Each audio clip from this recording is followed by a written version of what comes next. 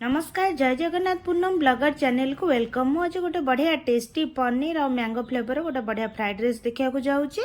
चलतु देखिया पूर्व प्लीज मो चैनल को लाइक एंड सब्सक्राइब करंतु। चलतु गोटे जगह नवा से किसी रसुण और कंचा लंका नवा। कंचा लंका 3टा ରୁ 4टा नेबे।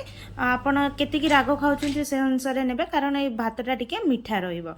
तापरे कढ़ई नवा, कढ़ई टिके घिओ नवा, घिओ नेकी तापरे ड्राई फ्रूट्स भाजिबा। मु एथेरे काजू और खिसमिस भाजी तापर से घीरे काटिकी मु रखी पियाज टिके पियाज पकेली आउ टिके भी घी पकेली से तेजपत्र पकेली, गोटा गुजराती पकेली, गोटा गोलमर्च किछि पके ताको भाजिली। तापर से जो बटा आमर रसुण आ कंचा लंकार बटा ताको पकेली आउ स्वाद अनुसार लुण पके ताको टिके भल भाबरे कसीदेली।